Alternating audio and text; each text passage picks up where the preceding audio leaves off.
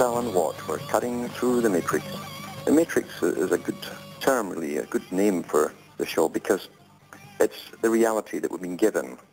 All reality, it comes through a channel, you might say, censored and worked out by the big boys to make sure we all get the same indoctrination worldwide. That's what the global village is all about, to make sure we're all in Plato's cave. And again, even the Plato's cave analogy is very, very good to do with the matrix, because Plato gives you an example of people who were brought up in a cave, and that's all they knew was the cave. And they couldn't turn around to see the entrance to the cave. So their backs always faced the entrance, and they saw the shadows of the sun as the sun passed the cave entrance every so often. And any animals outside, even people walking past, just cast shadows at the back of the cave. That's all they could see. So the reality was made up of philosophies and a kind of religion to do what caused all of these shadows and the movements that seemed to be in the backs of the cave. So their whole reality, the reason for life, for existence, etc., was all founded on the fact that they were born and raised in a cave. That's all they knew. Then one guy eventually broke free, got out into the big world, and came back and says, you know, we're wrong about everything. All the summaries about the causes of these shadows and so on, and the shapes that we see in the back of the cave are all completely bogus. They're all wrong. And once he explained to them how the big world was, they wanted to kill him for shattering their reality. Well, that's what the Matrix is too. It's no different than the news wires. There's two main news wires for the whole planet, really just one. And it's well understood, and it's published knowledge, that the Rothschilds own Reuters, the big one. And all the other newspapers take their stories from that. They also know what to avoid if they come across their own stories. Because if it's not authorized, you see, by Reuters, I call it routers because they route the news, then it might be dangerous to print something that's not in a Reuters story. So whatever you copy from Reuters is authorized, and so they feel safe with that, they run with it. That's how simple it is to give a whole world a reality. But they also use education. That's what UNESCO is for, the United Nations. And I've urged people to go into the writings of the first CEO of UNESCO and read what its actual goals are. It was to take over the entire educational system of the planet and to indoctrinate children into a totally different way of living, uncontaminated by their parents' old-fashioned moralistic ideas. Julian Huxley, that's the man. And you should get a hold of his books and read them thoroughly, because he laid the future down straight for those that want to read his books. Big player. He sat in all the big think tanks that planned the next 100 years, even back then and beyond, as his brother did too, Aldous Huxley. You think about them, really, and I've gone through the Huxleys and how they're going right back to the Darwins and Sir Thomas Huxley, the best friend of Darwin, and how eventually they were intermarried, etc. And their descendants, all the same family's descendants, are still running the big think tanks today and the Optimum Population Trust for reducing populations. It's astonishing, really. And it's so funny, too, in a sense that we've all heard about nutcases and conspiracies for years and years and years, mentioning certain family names, etc., and only to find out that it's true. Because now everything really is out in the open. It's all true. It's just that nobody really cares now. That's the sad part about it. And as I said at the beginning of the show, that's all history is. It's just the stories of the continuities of certain families down through hundreds or thousands of years, riding on the backs of peasants whom they kept in line with the terror, basically. They used to have weekly beheadings. You get hung, then you get drawn, then you get quartered. Horrible deaths, just to make sure the peasants all got the message. And that's how the world has been run. Now it's run by psychology mainly, and propaganda, and plus a universal standard education system. That's what Lenin said they'd bring in, and Karl Marx had advocated it too. Lenin and Stalin said that they'd have to really pay the teachers very, very well indeed, and the police and the military to keep everyone in check for this New World Order. And these are the terms they used, the New World Order. Stalin used it. So did Adolf Hitler. And then we'd find the Fabian Mr. Brown used it, the Prime Minister of Britain, at the G20 meeting. It's up on YouTube. You'll hear him say himself, the New World Order. Everybody who used that term in the past, when we quoted them, people would laugh at because they wouldn't hear it on mainstream. It wasn't just that they couldn't hear it, it's just they don't hear anything that matters on mainstream. They're more into the trivia. That's what they remember, and Hollywood entertainment, and Michael Jackson and so on. These people, of course, are the perfectly conditioned, the ones I'm talking about. This is what democracy hinges on, that most of the people can be conned completely, fooled and brainwashed completely into their matrix, into their Plato's cave. It works very well. I've got an audio on my archive section of my website of Aldous Huxley giving a speech at Berkeley where he talks about the percentage of the population who are suggestible. And he said that simple suggestion works on about 20% of the public immediately, or even 40%, I think. It can even be 60%, but it's a big number.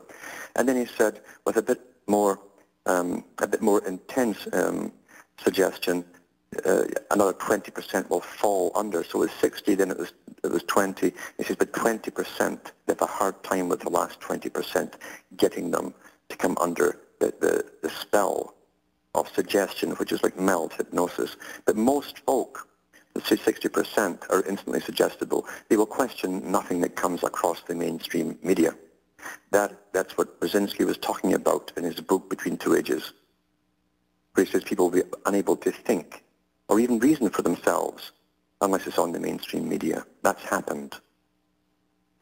And therefore, if you tell them something outside the box that's not on the mainstream media, they really will think you're crazy, because they do think the media, the mainstream television, and the major shows, you see, they really do believe it's like part of the family, like it's a relative that's talking to them night after night on the news. They really do believe this. They've never even considered they're being lied to. That's the majority of the public. That's the perfectly conditioned. And that's what democracy hinges on. Because the elite know that particular group will always swing in favor of what the big boys want them to think or do, or how to vote and so on. Or even just accept laws, for instance, without anger or indignation. That's what they count on. That's why they chose democracy, this term democracy that has different meanings for the New World Order. You can count on the bulk of the populace who are completely conditioned. Their only problem has always been the ones who can't be, the ones who are a bit wiser. For some reason, the conditioning, their inoculations didn't kill off enough brain cells or something, can still see what's going on, and they've always given them a problem down through the centuries. Therefore, that's why you're getting all the surveillance, personal surveillance, to find out not just who they are, but to keep tabs on everybody.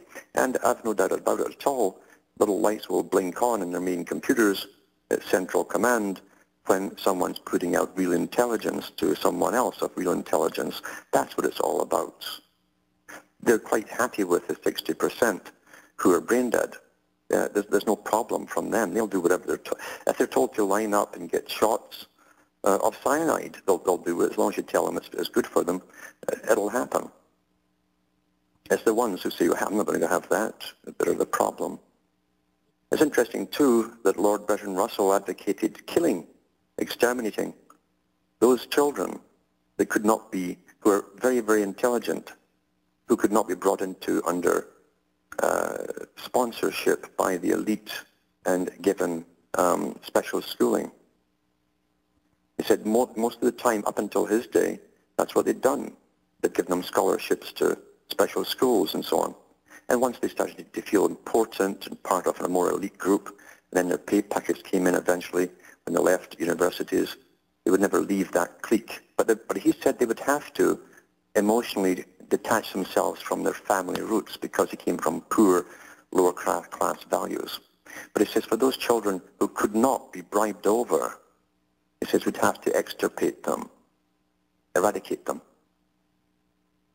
Because one or two people saying the right things with intelligence and facts to back it up in a certain way that even those who are under perfect conditioning can understand, the spell can be broken. Therefore, they're very dangerous people.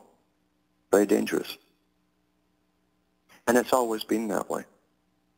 That's why they go after those who have the ability to just simply point out what really is.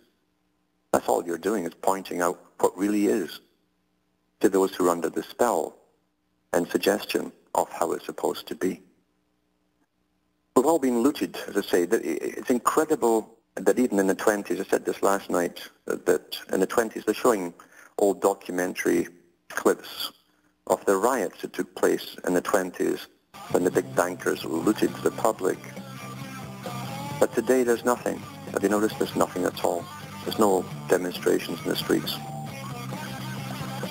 Back with more after this break. Hi folks, I'm Alan Watt. We're cutting through the matrix. Just talking about reality and suggestion, and what it boils down to is confidence, you see. A con man is a confidence man. That's what it means. He must get your confidence before he can rip you off, with a charming manner as well. They're very charming people generally, and that's what puts you at ease with them, and that's why you're conned. You have confidence in them. That's also what politicians are all about, and how they create personas for them by the big marketing companies. They give them their personalities for the public, but it's not a real personality. They're just actors. The idea is that you got to have confidence, and so for the left wing and the right wing, they'll give you the appropriate con man, and that's why the system has lasted so long, really. And it shouldn't have lasted so long, because it's been so transparent at times. In fact, it's been shattered many times, but it still works out. As long as someone else comes along, a new guy, and says all the right things again, it works like a charm. And people just keep voting. They keep voting, never realizing that their vote gives the government legal rights over them. All legal rights over them. That's why in Sovietized countries, and now in many other countries, including Australia, you have to vote by law so that the government can have authority over you. If you don't vote, technically, legally, and their own strange religion, in fact, it can upset some when they have to pass laws over you and make you go along simply because all the rest have gone along. It's not tidy enough. It's not quite tidy. So they prefer you to vote to give them authority to do what they want with you. And under the definition of democracy, the only right the citizen has is to vote. That's it. You can't recall people. You can't kick them out of office. You can't say, wait a minute, you've gone in a completely different direction from your election. It makes no difference. Your only right is to vote. That's what the Soviet systems, I say, gave you the choice of Politburo 1, 2, or 3 to vote for. They had the same kind of system in place. But confidence is very, very important. That's why the news anchor men and women are on the air with 10 different facelifts throughout the 50, 60 years they're there, because you've grown up with them. They keep them there until they're falling off the chairs and shaking with Parkinsonism, because you've got to have confidence in these characters. It's like mum or dad. You've grown up listening to them, and they're there every night at 6 p.m. staring you right in the face, you see. You don't realize they're reading a dummy board. It doesn't matter. To you, the viewer, they're familiar to you. You have confidence in them. And they've never lied to you, obviously. That's why big news companies keep telling you they're the most trusted media on television. The CBC, the Communist Broadcasting Corporation of Canada, which is owned by the government, is a government station, our version of the BBC, they actually have ads on all the time telling you that Mr. Mansbridge and he's got the most trusted newscaster in Canada. So even saying that apparently works. Must sort of reinforce the con, I guess. Confidence. And this leads into the story here, because this is from, again, Reuters, who wrote the reality to you. So it's a safe story to read, obviously, since they printed it. And it's August the 27th, 2009. Featured broker-sponsored link, it says here. It says, New York, August 27th. The U.S. Federal Reserve, the Federal Reserve, that's like the Bank of England, or the Bank of Canada, has asked a federal judge not to enforce her order that it reveal the names of the banks that have participated in its emergency lending programs and the sums they received, saying such disclosure would threaten the companies and the economy. So disclosing the companies that ripped everybody off and were doing all these con games and Ponzi schemes, it would threaten the companies and the economy. Like, well, what economy are they talking about? The only economy that's left is this new con game of carbon taxes and trading carbon. It says the central bank filed its request on Wednesday, 2 days after Chief Judge Loretta Preska of the U.S. District Court in Manhattan ruled in favor of Bloomberg News, which has sought information under the Federal Freedom of Information Act. Preska said the Fed failed to show that revealing the names would stigmatize the banks and result in imminent and competitive harm. The Fed asked the judge not to require disclosure while it readies an appeal. Immediate release of these documents will cause irreparable harm to these institutions and to the board's ability to effectively manage the current and any future financial crisis, the central bank argued. What they're saying here is that it would significantly harm them and they'd lose public confidence. Confidence. See, they're confidence men, con men, you see. That's what the story's all about, that, about the public losing confidence. Remember, to be ripped off by a con man, you've got to have confidence in the con man. He's a great fellow, great fellow. So here's the perpetrators, once again, ripping off the world and then getting the government to put you down and your great-great-great-great-grandchildren 10 times removed from the future to pay off this massive, not even a loan, but massive gifts to them by the taxpayer, by the government, which tells you who the government's working for. I hope people realize that's who the government works for. They don't work for the public. Why would you not fix something that was broken? Why would you keep it broken and reward the ones that rip you off? That tells you who they work for. It's rather simple, isn't it? The simple thing that should be taught in kindergarten. Back with more after these messages. Hi, folks. This is Alan Watts, and we're cutting through the matrix, trying to show people out there how confidence works and how confidence men really run the entire financial system, because it was always a confidence trick. Money in itself is a confidence trick. It's someone's idea that they manage to persuade others to accept. And they who run the money always run the world. It's so simple. It's very, very simple, isn't it? I used to wonder why people who really make things and carpenters and so on always lived at the bottom level, but those who dealt with money and ledgers and writing about money made all the money. I mean, something was wrong with this. I thought actually making things was more important to humanity, but it turns out it's not really. To be stinking rich in this world, you got to deal with money. You deal with money. That's your sole business, is dealing with money. That's how you get rich, because that's where all the cons are. Even Rothschild said it himself. He said those who figure out the con, basically, of money and all the different kinds of compound interest, etc., and how they could never be paid off and all that kind of stuff, he said they'll never squeal, because they would be working in those institutions and profiting themselves well by it too. So it's a truth. There's a truth there, obviously. But go on with this article here from Reuters, where here's the Federal Reserve asking for secrecy on all the banks involved in the rip-offs and how much money they're getting, all the rest of it. It says, underlying the case, and it's a similar one involving News Corp's Fox News Network, LLC, is a question of how much the public has a right to know. A question about how much the public has a right to know about how the government is bailing out a financial system in crisis. So really, we're discussing, so again, we're peasants. See, that's what they mean by the public. Do the public have a right to know? The public's to pay off all this debt, supposedly. It can never happen, by the way. But the elite are talking about, does the public have a right to know where their money is going?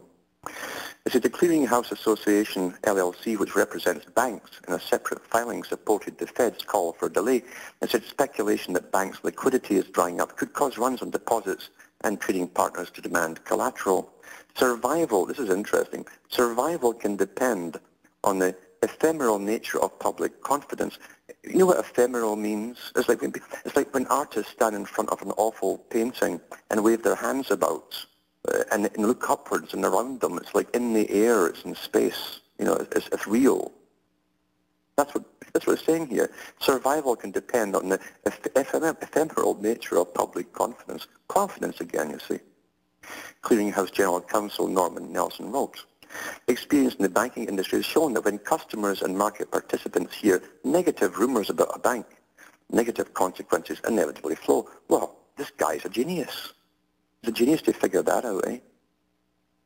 Then it gives you a list of the various banks involved and so on, and it's all the big ones as usual, you know. But nothing will happen because they'll get their way. They've always got their way. When governments have to go to these same big boys and ask for loans, cap in hand, you see. They don't want to go down as the president or the prime minister that bankrupted the country and they're kicked out immediately and hated. They don't want that. So they keep the con going, and they get well rewarded too. They also get ghost-written books for them that are ready to go a year before they even put pen to paper because someone else writes them. And they're always guaranteed, like Bill Clinton, $40 million in advance. I mean, there's a good payoff for you. That's not bad to start with, is it? You know, you haven't even left the office, haven't even started your book, and it's finished. And you're guaranteed $40 million right off the bat. That's a good payoff. That's how it happened. It's all quite legal too, by the way. There's no laws about it to stop it.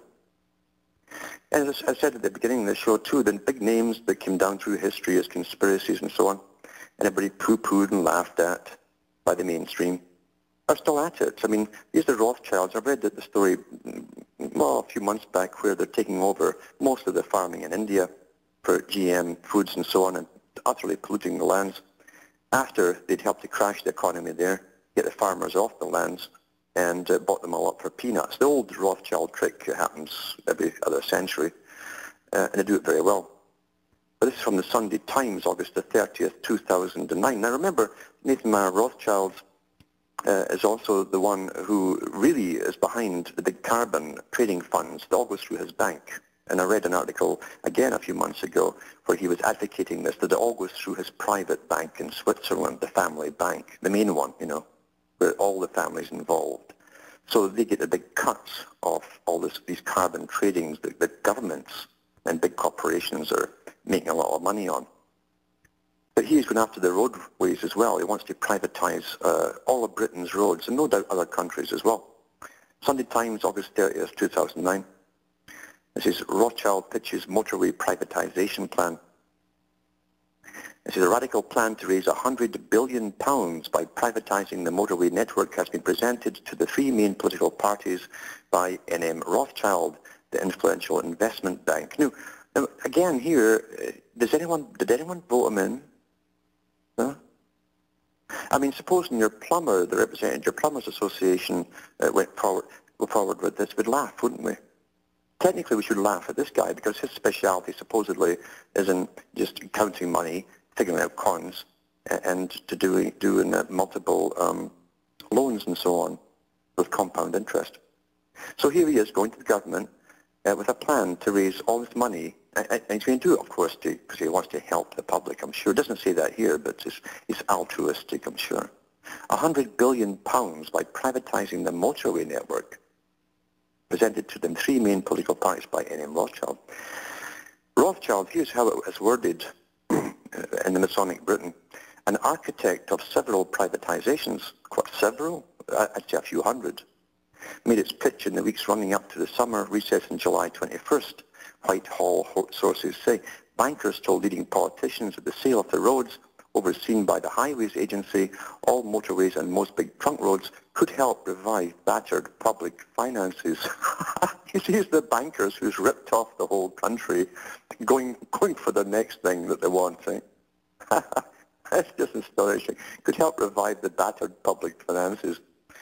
Toll road companies and infrastructure funds would compete to operate and maintain stretches of the network. Here's the versions, though. It's interesting. One version is the government would pay for upkeep through a system of shadow tolls. Now, government doesn't make anything. They take your money, tax money, right? So how could government, the taxpayer would pay for the upkeep? That's what private public means. through a system of shadow tolls. Shadow tolls. A more radical and less politically palatable option would be for companies to charge motorists directly through toll booths or electronic card readers. The Royal Automobile Club Foundation, a motorist group, advocated privatization in a report last week. Well, they're on the payroll of you-know-who. The first word tells you, Royal. So, life is a joke, isn't it? Life is really a big joke. As the most incredible cons are pulled off in front of your eyes. And you know darn well that the government will put this up for bidding, as you well know, and every government contract says that the lowest bidders or the highest bidders will not necessarily be accepted because, they won't tell you this, because they've already chosen who it's to go to. Always, always, even in your local governments, that's how it works. And they'll sell it off for peanuts because they've sold everything else that the taxpayer built and funded and built up for peanuts off in Britain and pretty well the rest of the British Commonwealth countries as well. Quite something, eh? But that's a confidence trick. And it's so blatant, you see. I used to wonder why they said knights were bold. These knights, they're always getting knighted. And why were they bold? Why is there a K in front of a knight, like K-knight? But knights are bold. It's because they're audacious. That means they'll do the audacious thing, audacity, something you'd never think of in the heat of battle or whatever. And that's what they do. They're audacious and bold. They pull things off while we're standing with gaping mouths, saying no one would do that, and they do it. That's that simple. That simple. And confidence, confidence tricks. Well, the United Nations is really the most evil thing, I think, that these characters have designed in all their long histories for takeover. The United Nations is a Sovietized system that uses Marxian principles to bring about what they call equality, even to the extent where they'll do reverse discrimination and say there is, and I've read the stories, and it's happened in Australia, where reverse discrimination is actually good. You see? They can twist your reality and your logic into you upside down in all kinds of ways, not to bring in equality, but to destroy all that was before and all culture that existed before, because culture, where it was cohesive, could stand up against the big boys. So they create chaos and then they bring out a new order. That's how it works. Very, very, again, it's simplistic. And part of United Nations, the World Health Organization, which I think really deals with more death than health because it's all to do with population control. The World Health Organization in their 2006 report said, and I've read the articles before, if they go and create enough panic and fear amongst the public to make them all go in a certain direction, they can get them to take their shots every year, to make the herd take their shots every year. Panic and scary scenarios. Remember those articles I read? Give them scary scenarios. Terrify them. And that's what the swine flu nonsense is all about. Here's from the Mail Online. It says here, the swine flu call centres where the staff have nothing to do but play cards and Trivial Pursuit. 29th of August 2009. 2 swine flu call centres are to close just weeks after opening because staff have been spending most of their time playing cards and board games. Hundreds of thousands of pounds of taxpayers' money, that's how much they put at this to begin a big con, you see, has been squandered after around 1,200 workers were employed to deal with the expected deluge of anxious calls. Because they really were hyping all this nonsense up in the media. And they set up these call centres to deal with hysterical people. But staff said far fewer calls were made than predicted, and supervisors allowed them to play cards and games such as Trivial Pursuit and Monopoly to help pass the long hours between calls. One said that for most of the 4 weeks he was working at the National Health Centre service in Farnborough, Hampshire, each staff member took on an average of just 2 5-minute calls per 8-hour shift. 10 minutes per your job for the day, that's not bad, eh? He said the whole thing has been a fiasco. There seems to have been a complete knee-jerk reaction set up with no real thought. Well, I'll contradict that. No, this was set up with real thought, all right, because they must keep the con going. They're training the herd through scary scenarios to go and get your flu shots. And the 2006 World Health Organization said if they can convince the public through mandatory stuff and threats and fear that you've got to take the shots, then they can start giving them shots every year, not just for flu, but for constant boosters every year of their life for the rest of their lives. That's the agenda, folks. That's from the World Health Organization's own website. I've got all the stuff here. And so I can understand the government has to prepare for the worst, but this was just ludicrous. They could have put these two centres into one, about a quarter of the size, and still had scores of spare lines in case things got bad, which they never, of course. They've squandered a vast amount of public money needlessly. The National Pandemic Flu Service, which comprises phone lines and a website, was launched last month. And as I say, they're doing everything except knitting, because nothing's happening. But that won't stop the agenda. That will not stop the agenda. I've said it before, it's the same with the global warming fiasco. When these guys make their plans and they get things rolling, they will never alter direction. Even if they made them 50 years ago, they will never alter their direction. That's why I urge you to read the books written by the big players from the early 1900s onwards, because they outline the whole century and beyond for you. So that's your fiasco with the swine flu, and they're going to go ahead with it. And it's really just to get you used to taking all different kinds of shots. And again, give you cancer viruses and various diseases like rheumatoid arthritis and stuff like that, chronic fatigue, because they don't want a healthy population. Now, they've been complaining through the Optimum Population Trust and many other foundations. There's just too many people, and they should be thinking about death, not just medical healing, but actual death, and making you live shorter lives. That's what they mean by it. Now, the great United Nations, as I say, you usually can't go how... So you guys read Huxley, as I say, Julian Huxley, the first CEO of UNESCO at the United Nations. United Nations report advocates teaching masturbation to 5-year-olds. This is Wednesday, August 26, 2009, by Joseph Abrams, and this is from Fox News. United Nations is recommending that children as young as 5 receive mandatory sexual education that would teach even pre-kindergartners about masturbation and topics like gender violence. Pre-kindergarten. The United Nations Economic, Social and Cultural Organization, which is UNESCO, cultural organization, is to make a standard culture for the world, but not a nice happy one. It's to be a Sovietized, planned one of indoctrination. They released a 98-page report in June offering a universal lesson plan for children ranging in age from 5 to 18, an informed approach to effective sex, relationships, and HIV education that they say is essential for all young people. And I remember before, going to Huxley, he said they'd have to destroy marriage by promoting pre-pubertal sex and making it basically an obsession. Well, look at television today and turn on much music, and you'll see teeny boppers, little children, dancing to it. It says the UN insists that the program is age appropriate, but critics say it's exposing children to sex far too early and offers up abstract ideas like transphobia. Transphobia. They might not even understand. No kidding. And that age should be learning about the proper name of certain parts of their bodies, says Michael Turner, President of Citizens for Responsible Curriculum. Certainly not about masturbation. Turner was disturbed by UNESCO's plans to explain to children as young as 9 about the safety of legal abortions. See, these are ideology, political ideology has been taught here. And when it comes to abortions, as I say, it's nothing to do with, don't get involved in individual stories and emotions. You won't see the forest for the trees.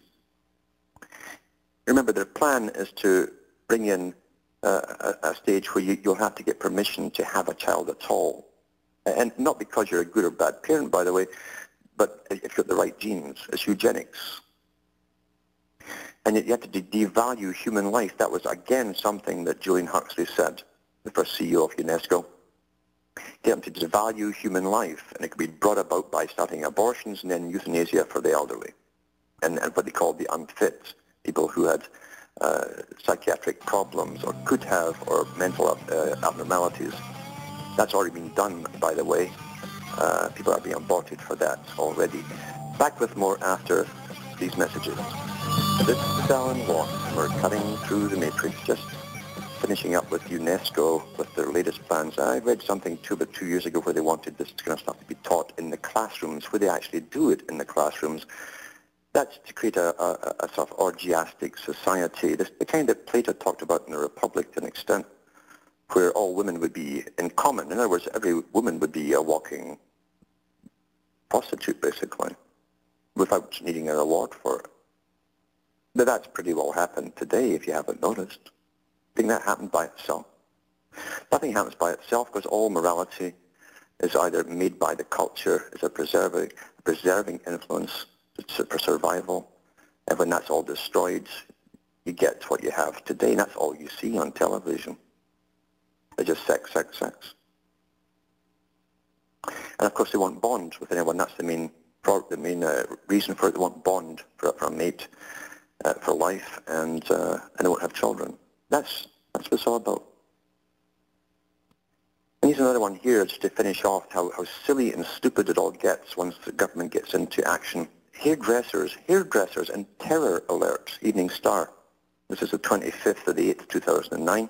Anti-terror police are quizzing hundreds of hairdressers in Suffolk to see if they're storing peroxide, which authorities fear could be made used to make a bomb. The inquiry, which involves checking every salon in the county, is to find out how much of the chemical which is being used in hair bleach is being stored and if it's being kept in a safe place. Barbers and stylists are being asked where they get their supplies from, how much they use, where it's kept, and if their premises have CCTV cameras or are fitted with a burglar alarm. The hairdressers are also being urged to report any theft of peroxide to police immediately. But busy Sudbury barber Lee Haynes said, "I thought it was a wind-up when I got a phone call, or a wind-up when I got a phone call. They said they were involved in a police anti-terrorism check. They want to know how much peroxide I had on the premises and where it was kept under lock and key. We hardly use this stuff here, but I was told that unless I gave full details, they would send an officer around to check. The chemical is part of the colouring or bleaching process, but most women's salons use, where it's most commonly used, would probably get through less than a litre a week." A spokesman for Suffolk Police defended the survey being carried out under the guidance of the Forces Counter-Terrorism Unit. Why don't they do the same for these guys as they do with the ones who are working on the flu information centres where they're playing Monopoly and cards? Why don't they just give them board games to play? Because they can't find terrorism. They've got to go creating it or looking for it.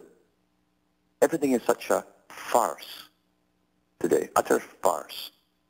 Very expensive farces, but that's okay because you all pay for it, you see. Incredible, isn't it? You create a police state across the whole planet, and when nothing's happening, they're going through salons and barber shops to count litres of hydrogen peroxide or peroxide for bleaching hair. They could pick anything, you know, anything at all in your kitchen and do the same thing with your homes. That'll be next. That'll be next too. Or even see if you've got matches. Maybe eventually you have to get a license to have matches. Wouldn't that be something? Why not? In the world of make-believe that we all live in here, anything's possible when we're on a roll. And after all, we've swallowed enough in the past, haven't we? Whole sewages, seas of sewage we've swallowed. Well, no wonder they're laughing at us at the bottom, at the very, very top. They're laughing and laughing and laughing at us. Well, from Hamish myself, from Ontario, Canada, where I do need your donations to come in, it's good night, and may your God or your gods go with you.